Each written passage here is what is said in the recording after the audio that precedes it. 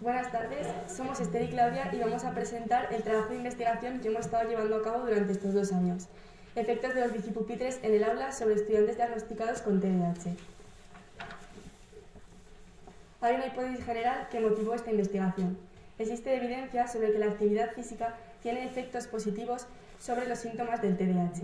Concretamente, mejoras en el estado de ánimo y la atención, lo que podría tener potenciales efectos positivos sobre el rendimiento académico. Visto de otro modo, los hallazgos disponibles hasta el momento atribuyen que el origen del impacto negativo del TDAH sobre el rendimiento académico al exceso de actividad motora que interferiría en el desempeño de tareas de aprendizaje. Pero hay más. Según el enfoque neuropsicológico actual, el TDAH implica fallos en la región frontal del cerebro, que es donde se encuentran las funciones ejecutivas. Incluir formas de actividad física en el aula no es algo nuevo y se han llevado a cabo en diferentes experiencias: mesas de pie, pausas de movimiento, entre las que se encuentran los pupitres con pedales. A lo largo de 2016, y basándose en la intuición de que la capacidad de atención y concentración de los estudiantes con TDAH mejoraría con la actividad física, se instalaron en distintos centros educativos anglosajones pedaleras bajo los pupitres de estudiantes con diagnóstico TDAH. Sin embargo, la evidencia es escasa. La revisión sistemática más reciente disponible, de Polo Recuero y otros en 2021, detectó únicamente 6 investigaciones sobre el uso de bicipupitres en el aula, en las que la muestra fue de estudiantes universitarios. En ningún caso incluía participantes de menos de 13 años y en ningún caso el TDAH estuvo como objeto de estudio. El único grupo de autores neerlandeses que hicieron una investigación similar a la nuestra es la de Ruiter y otros en 2022, con un planteamiento de intervención distintas y unos objetivos diferentes. A través de esta investigación perseguimos 4 objetivos fundamentales que llevaban asociados sus correspondientes hipótesis y que estaban basados en estudios previos. El principal fue analizar si el pedaleo en el aula mejoraba la capacidad de atención sostenida y selectiva de alumnado con TDAH y, derivado de ello, tenía efectos sobre su rendimiento académico a través de la concentración orientada en tarea. De este punto derivan 2 hipótesis. La primera es que se previó que los participantes del grupo experimental frente a los del grupo control registrasen mejoras en la función ejecutiva asociada a los procesos atencionales, en línea con la investigación de Rivera y Remón, y aunque probablemente no se obtendría significación estadística. Y adicionalmente, la segunda hipótesis fue que la mejoría se daría principalmente en la asignatura de matemáticas, puesto que existe evidencia previa. El segundo objetivo estuvo orientado a considerar la influencia de otros factores adicionales. Barajamos 2 hipótesis. En primer lugar, como advierte la guía clínica del DSM-5, los participantes que realicen ejercicio físico fuera del aula tendrían menos síntomas TDAH, especialmente si no estaban siendo medicados. En consecuencia, el efecto de la pedalera en el aula sería menor. En segundo lugar, tal y como señalan Fleming y otros, se consideró que el uso de la medicación podría estar relacionado con un descenso del rendimiento académico, más acusado en función de la duración del tratamiento. El tercer objetivo fue examinar la sintomatología TDAH durante el periodo de intervención. Según la bibliografía especializada que consultamos, en términos generales, los síntomas no presentarían cambios como consecuencia de haber utilizado las pedaleras, sino que el uso de los dispositivos mejoraría la inatención durante el pedaleo. Finalmente, el cuarto y último objetivo fue registrar el diseño de intervención llevado a cabo de manera sistemática, para evaluarlo y ofrecer perspectivas futuras de mejora. En base a la evidencia disponible, se ha diseñado la estrategia de intervención de nuestro estudio. Para planificarla, fueron decisivas las consideraciones éticas que afectan a esta investigación, siendo una de ellas la de instalar en cada aula una pedalera para el estudiante que tuviera TDAH y otra para un compañero sin diagnosticar, con la finalidad de evitar la estigmatización de los primeros. Asimismo, se han tenido en cuenta los criterios establecidos en la Declaración Spirit 2013 y Consort 2018, y por este motivo, algunas de las variables observadas han sido el tratamiento farmacológico, la asistencia a terapia de padres y progenitores, el trastorno mental, entre otros. Los instrumentos utilizados para ello en fase pre- y posintervención se muestran en pantalla. Se propone un estudio de tipo descriptivo, prospectivo y transversal. La intervención y el seguimiento tuvieron una duración de unas 14 semanas, tal y como recomienda la bibliografía especializada. La utilización de la pedalera en el aula era libre y según preferencia del alumno durante toda la jornada escolar, salvo en las asignaturas de inglés y matemáticas, donde solicitaba que se hiciese uso del dispositivo durante todas las sesiones. Las dos materias objetivo se eligieron por considerarse que en ellas el desempeño del alumno en tarea era más probable. Además, se impartían en el aula donde quedó instalada la pedalera.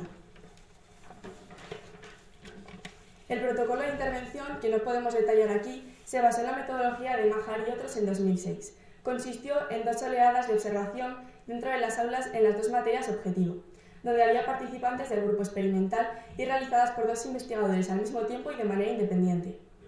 Se registraban de manera alternativa y durante periodos breves de 5 segundos el nivel de concentraciones en tarea de 8 estudiantes, al menos uno de ellos objetivo y el resto no participaban en la investigación. Asimismo, para controlar el uso de la pedalera en el aula, se elaboró una rúbrica dirigida al profesorado y enviada semanalmente. Los criterios de inclusión aplicados a los participantes se muestran en pantalla.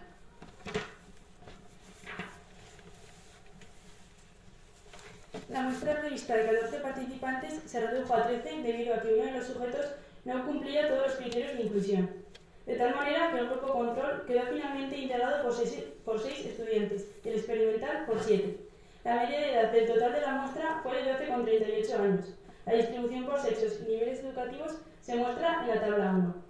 La duración de la intervención, 14 semanas, y el volumen de personas diferentes de las que era preciso obtener datos, tanto equipos docentes como familias en fase pre- y postintervención, condicionaron el grado de seguimiento y fidelidad. El grupo experimental se redujo hasta los 3 miembros, es decir, fueron de quienes hubo garantías sobre el cumplimiento de los requisitos de la intervención en todo el periodo planificado. Por razones de conveniencia, se consideró, llegados a este punto, la comparación con un grupo control del mismo tamaño muestral, 3. La tabla 2 recoge los resultados obtenidos en la sintomatología TDAH en cada grupo antes y después de la intervención. Se comprobó si los resultados pre- y post-intervención habían experimentado algún cambio significativo, únicamente sobre la muestra de 6 participantes que habían completado el programa, mediante Tier Student para muestras relacionadas, sin poder rechazarse la hipótesis nula en ningún caso ni grupo. Aún así, conviene señalar que el análisis exploratorio muestra que en el caso de las familias, el grupo control empeora ligeramente sus resultados, mientras que en el experimental hay una cierta mejora. Por su parte, el comportamiento en el ámbito escolar mejoró en ambos grupos, por su puntuación aminora, siendo más acusado el descenso del grupo experimental. En la tabla 3 se comparan los resultados que midieron la capacidad de atención D2 y TMT en fase pre- y postintervención inter- e intragrupos, mediante pruebas U de Mann-Whitney y Wilcoxon, con la muestra de participantes de 6 y sin obtenerse significación estadística. No obstante, el análisis exploratorio revela que el volumen de procesamiento en D2 había incrementado en ambos grupos, quedando cerca de duplicarse en el experimental. En el resto de dimensiones de la prueba, los 2 grupos evolucionaron de manera similar, mejorando la puntuación. Asimismo, el tiempo de ejecución tanto de la parte A como de la B en el cuestionario TMT se redujo en ambos grupos. Además, se dio la circunstancia de que a mayor índice de concentración de 2 unido a un valor más elevado en la efectividad total de la prueba, menor fue el tiempo de ejecución en el TMT. Se analizaron los resultados académicos del alumnado que completó la intervención para poder establecer comparaciones como se muestra en la tabla 4. Se aplicaron estadísticos deductivos sin obtenerse diferencias. La figura 2 muestra los resultados medios de observación en 3 sesiones de matemáticas diferentes con participantes del grupo experimental involucrado. Aunque los mostramos porque se dispone de ellos, los resultados no se han considerado concluyentes, debido a la cantidad de factores que durante la observación se percibieron que podían afectar a la concentración de los estudiantes, con y sin pedalera. Algunos de ellos son la hora de la sesión, el ambiente general en el aula, la interacción con otros compañeros. Por este motivo, no se practicaron pruebas deductivas en base a los datos reunidos. No se han obtenido resultados con base estadística, en línea con estudios similares como el de Ruiter y otros de 2022 y como advierten las revisiones sistemáticas disponibles. La obtención de evidencia sobre la intervención suele ser difícil, ya que se están midiendo fenómenos que pueden ser no directamente observables, como los psicológicos, por ejemplo. Y además entran en juego la dimensión temporal, el cambio y otros factores. Concretamente, en los cuestionarios de satisfacción de esta investigación se han detectado factores afectivos que podían revelar cierta influencia en los resultados académicos y o en la cognición, por lo que creemos que esto podría constituir una futura línea de investigación. El protocolo de observación en el aula, diseñado siguiendo a Mahar y otros, es riguroso, pero en esta investigación reveló mostrarse ineficaz para la obtención de datos objetivos sobre el objeto de estudio. La influencia de la pedalera se percibió mediatizada por otros condicionantes ya mencionados. El objetivo planteado, lograr la observación directa en un ambiente real, consideramos que sigue siendo relevante para la investigación y que un protocolo alternativo podría ofrecer datos de mayor potencialidad. Por ejemplo, la grabación en vídeo de todas las sesiones de clase, lo que aumentaría notablemente el número de observaciones totales. En conclusión, el presente estudio ha sido pionero, y no solo en el ámbito nacional, al investigar el efecto que la actividad física y moderada tiene sobre partes de la función ejecutiva afectadas por el TDAH en alumnado diagnosticado, aunando los dos enfoques principales sobre la asociación entre la actividad física y la cognición, que son los efectos instantáneos a través de observaciones directas en el aula y a largo plazo, una vez transcurridas las 14 semanas. El carácter precursor de un estudio como este, basado en población joven diagnosticada con TDAH y en entorno escolar, podría explicar la ausencia de evidencia estadística en los resultados. Consideramos que investigaciones de este tipo se encuentran en fase exploratoria y que precisamente por ello la mayor aportación que pueden ofrecer son evidencias acerca del diseño de intervención que permitan mejorar futuros estudios.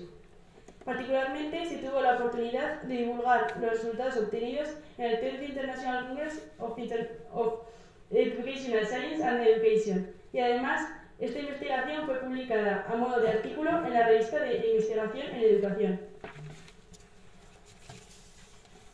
Para terminar, queremos agradecer a IES Valle del Ebro por darnos esta oportunidad, a Juanjo Olleta, nuestro tutor durante el curso pasado, por su ayuda, y a Pablo Ijalba, coordinador del BEIMAS, y a quien le admiramos profundamente, porque sin él esto no hubiera sido posible.